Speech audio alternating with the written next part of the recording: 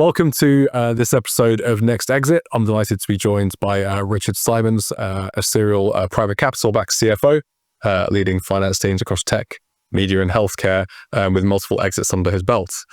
Welcome, Richard. Good to be here, Dan. Thank you. Before we dig into exits and everything being a CFO in the private equity world, it would be great to hear more about you and introduction to you and your background. Sure, yeah. So look, I'm a career finance leader, having started out back in the day with PwC, or Coopers and Lybrand as they were known back then. And I've worked my way to finance director level in various big tech and media corporates, names like Sky and Microsoft and DMGT, to get to that finance director level. And I took those skills and experiences and capabilities into the private capital-backed space, where I like it because you can partner more closely with owners and help them and the management teams to architect and support value creation pretty directly. And I've had a chance 4 times over now in the private capital-backed space, 3 times as group CFO, to work in that environment. And yeah, I mean, what would be potentially helpful for your audience is, some of the successes and setbacks even that I've experienced in doing that. So you've worked at very senior levels at FD or CFO level at multiple PE-backed companies. DMGT, I believe, at the time you were there, was public. How does this experience differ across the private and public markets? Yeah, DMGT at that time was a FTSE 250. I worked in Fortune 500s as well. So, yeah, the private equity or the private capital world is much more about professionalizing finance and getting the function to partner better with management and sponsors, to drive insights and make sure that the data-driven inputs are available to drive good decision-making and value creation. In public companies, finance functions tend to be much more honed over many years, and the reporting and budgeting rhythm largely dictated by the needs of the public markets. So what's really happening there is that the markets are informed by finance and by earnings calls, and the feedback that the company gets is really through the changes in the share price. So essentially, in a PLC, you're reporting to shareholders. In a PE, you're working with them. Working with them, operate in a much more flexible way, company to company, I would guess, given that you're working directly with the owners. It's much more dynamic, for sure, yeah. And depending on the sponsor, they can be quite hands-on, or in some cases a bit less. But they want to be actively involved in the deliberations and the decision making, and ensure that they can contribute as well with their wider networks and their specialisms and capabilities to accelerate a value creation plan. If we look at the PE-backed companies you've worked within, you've worked at a range of different sizes of companies, both small and larger, and in between. How did the operations and commercial strategy and risk appetite, etc., differ between those different points of scale? Yeah, I mean, in my own experience, I've CFO'd businesses from sort of 120 million of sales and 30 million of EBITDA, all the way to venture stage assets with less than 10 million in sales and scaling to profit. So they've all been backed by PE funds, anything from the sort of the big cap buyout type of fund, all the way through to, as I say, the venture capital type of player. Frankly, all of the scenarios are characterized by a pace of change, and that pace to power value growth, and always with an eye on exit. So that from almost the minute you come into the CFO seat, you need to have one eye on, whether it's 3, 5, 7 years away, that eventual exit, and all of the decision making and board level discussions have that same mentality in the back of the mind. It's all to do with generating and executing against the value creation plan to get to that exit. Sure. And do the plans differ at different points of scale regarding growth versus margin or anything else? They determine, so having done the sort of panoply at the venture stage, it's much more uncertain. It's much higher risk.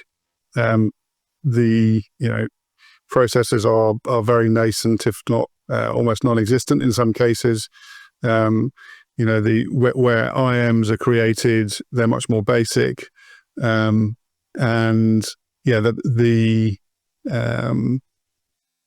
the types of decisions that you're making are more seismic and existential at that stage.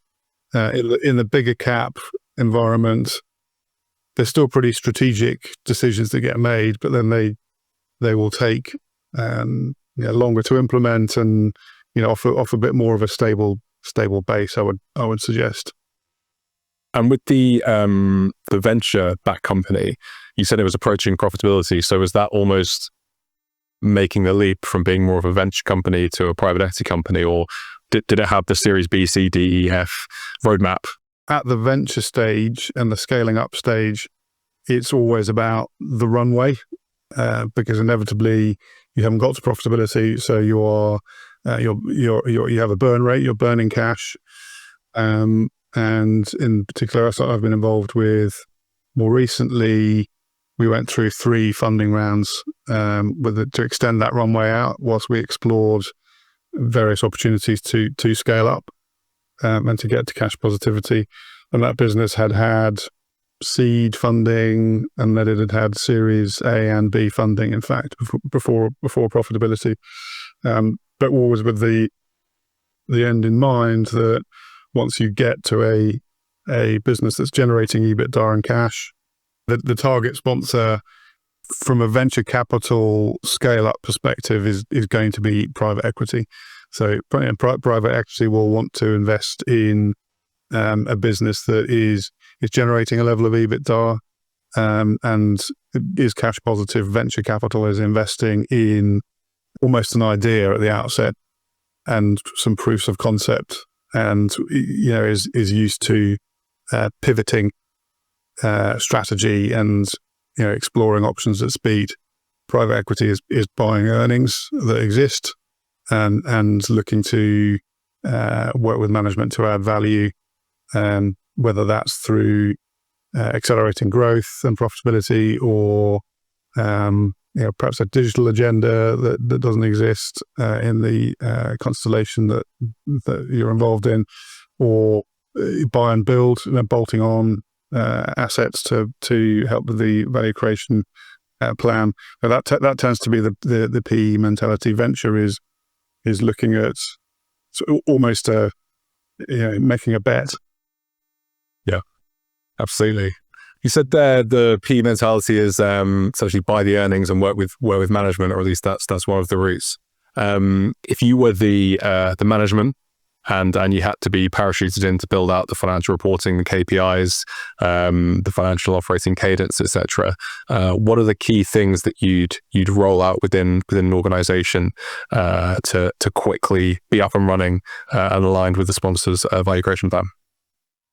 Yeah, look, I mean, a key thing in the PE environment is you have to do all the non-negotiable in any case in the finance function and leading it from the CFO seat.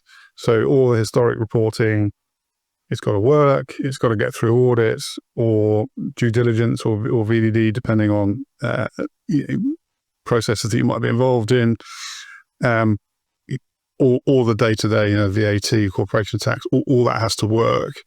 But more importantly, almost, is the future outturn and the forecasting of profits and cash, especially where you're in a highly leveraged environment and you have senior debt and covenants that you need to respect. So, if I was to come in and do this from scratch, it's kind of stating the obvious, but sales is essential. And a reality around the sales is super essential. So I would partner closely and have the team partner closely with the commercial organization, sales leaders and marketing leaders. So in partnering, bring to the conversations metrics that are relevant. So in the SaaS world, for example, gross ads, churn, MRR, ARR, cost of acquiring customers, lifetime value of customers, bring those into the conversation. But the critical thing is being able to model those KPIs out based on reality, based on historic reality.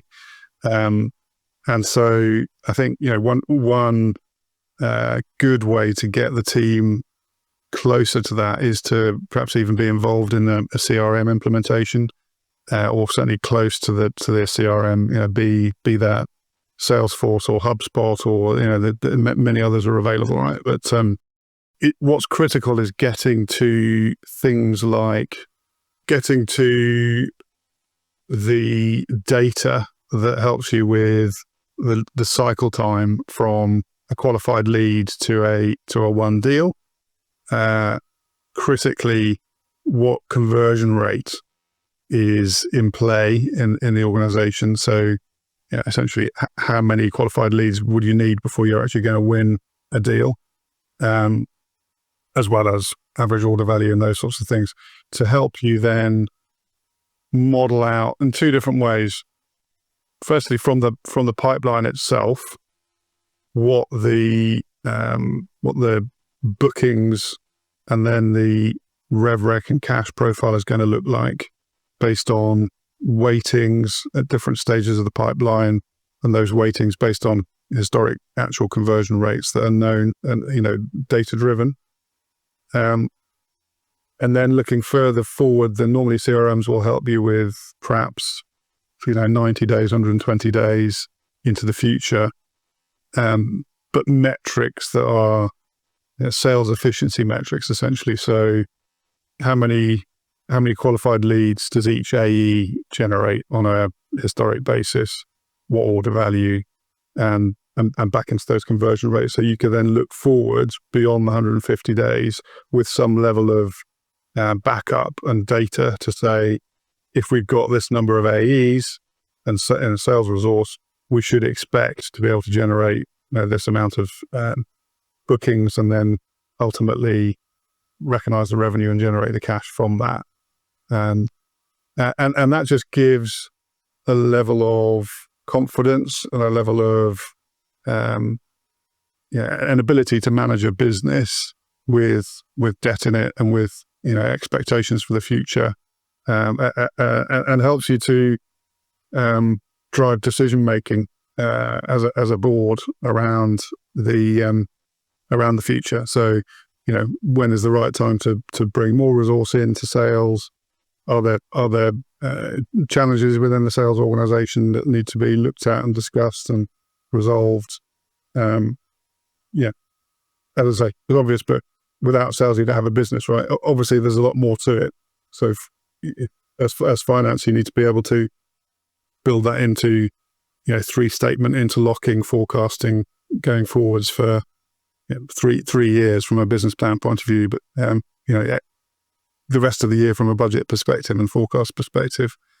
And that's then looking at margins, looking at operating costs, looking at balance sheet ratios, and the cash that gets generated from EBITDA, to then be able to, on a very regular basis, brief the board on what that outlook is, and the good, the bad, and the ugly in it, to help make the right decisions, frankly. Absolutely. You're talking my language when it comes to forecasting the CRM, but what really piqued my interest is you said that you'd want to be involved with the implementation CRM, as the implementation of the CRM. Is that something that you're normally involved with? Because we work with a lot of companies all around the world, and each one's different. Sometimes it's an operation, sometimes finance is involved, but a lot of the time it's sales operations, revenue operations, and then everything else is kind of downstream, but by that point it's too late. So it sounds like you've been involved in the initial implementation of it in the past. I have, yeah. I've been involved in discussions about, system selection, and the process more than the systems actually, and the management cadence, and the rigor around the data that's going into the CRM system from the sales teams, so that you do have a database and a data-driven approach to managing your business. So look, you don't have to be involved in the implementation, but it's a good way to have yourself or the team find their way into that. Important to have an interface between finance and the commercial organization, so that we're talking a similar language, and we're understanding each other from a forecasting point of view, because otherwise there's a danger that commercial organization does its own thing and reports in its own way, and the financial forecasting does its own thing and may not be suitably informed with the right data and inputs from what's actually driving the organization in sales. And so if you can get involved in the implementation, it's a good thing. You don't have to, but there's a need to create that interface, in my view. Absolutely. And it sounded like you were alluding to the use case of sales forecasting, revenue forecasting. Is that the case, or is it also FP&A, cash flow forecasting? Is it all interlinked? That's my point, honestly, Dan, is there needs to be a seamless link here, because the financial forecasting, the FP&A, 3-statement interlinked forecasting for the outturn of the year or business, it needs to link back to reality and to a predictability that you can get from the commercial organization. What, if any, pitfalls to avoid would you suggest to watch out for any budding CFOs or any CFOs out there? I suppose the obvious pitfall, and I've seen it and been there, is finance taking more anecdotal inputs from sales who've got a rudimentary pipeline system that's driven more by politics and positioning and games playing, shall we say, than data-driven, historic experience and detailed input. And you see a commercial organization lose its footing quite quickly at board level if that's how that interface works. So I would definitely connect the two as well as is possible, and help commercial to do their best job with the CRM. Have you had any horror stories? You've been involved in many companies and multiple exits. Have there been any exits that nearly didn't happen or didn't happen, etc.?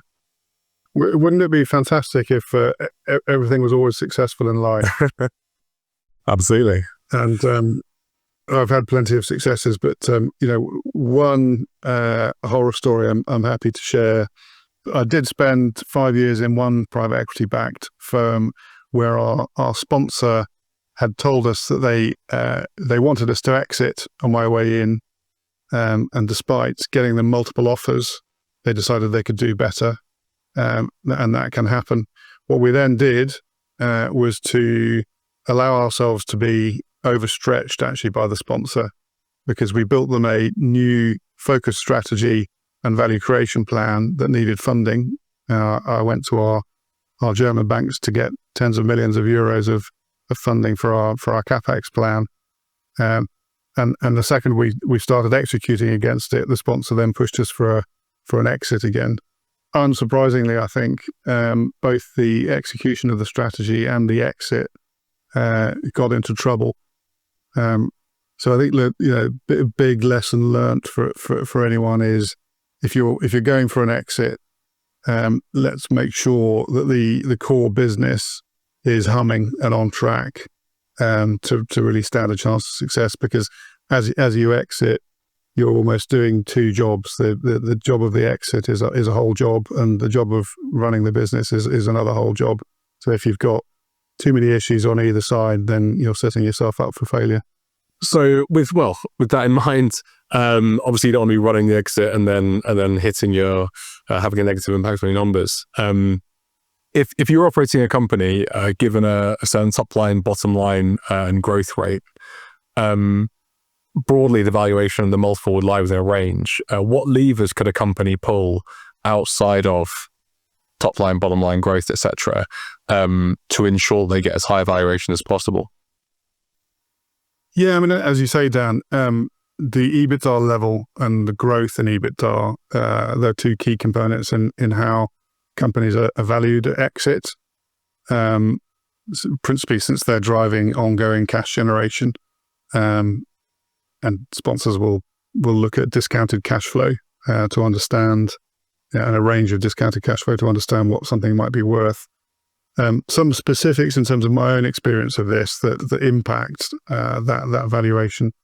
So where you're showing sales and profit growth, make sure that it's easy to say, but you're preserving or expanding the margins. Because if your margins are doing the opposite, that's going to have an impact in terms of the view that the sponsor takes. Make sure your sales growth is profitable growth, essentially, as far as possible. Another key thing that has an impact on how sponsors will value a company is if you've got longer term contracted revenue streams, or at least sticky clients, as in data that you as the finance function can share that shows customer by customer the retention rates on a year by year basis that are significant, because that just attracts higher multiples of the EBITDA when they get to the valuation stage. Equally, make sure that your sales are coming from a portfolio of clients, not too much reliance on a small number, because if you've got 2 or 3 key clients and then a long tail of other clients, for argument's sake, the sponsor will take the view that you might lose one of those 3 clients, and either they will discount that out of the EBITDA that they're looking at for valuation, or you might even lose the deal because it's too risky because there's not enough of a portfolio effect. So have as many repeat, preferably customers as possible, to bolster your valuation. And then actually really relevantly to the whole forecasting discussion, and from experience 2 or 3 times over, as you move through an exit cycle and you're sort of firmly into the due diligence stage, and lots of Q&A going to and fro, the latter stages then of even the SPA and negotiating price, make sure that you've set yourself up to meet or preferably exceed, not by too much, but exceed your forecast and your budget, because, and I've seen it in the horror story that I shared with you earlier, we were a long way off, understandably, given the execution, and that spooks investors. In an example more recently where I was able to support the exit for a media tech business, we were very close to our forecast, and that just puts the boot on the right foot, and means that you can be strong with your final negotiations around that enterprise value and the whole package for exit. Looking ahead at the market, we've got plenty of aging companies that have been held for a pretty long time, and a lot of dry powder, but there don't seem to be as many deals happening as a lot of people were predicting kind of 6 to 12 months ago. What do you see happening in the private equity market looking forward? The PE general partners and funds have proliferated for decades now, and there are signs in the press that raising follow-on funds is getting harder given the illiquidity from an LP investor point of view. I'm not in a position to make sweeping predictions of what will happen. What I can tell you, in my experience over the last decade, is that businesses that are able to demonstrate value and the scope for further value creation will always be transactable. The multiples will always depend on market cycles to some extent, So timing does come into play there. And for example, more recently, the big factor has been during COVID, there were a number of deals done with pretty high valuations, and when the cost of money was negligible. And those two things have changed quite dramatically since then, as we all appreciate, which does make exiting harder.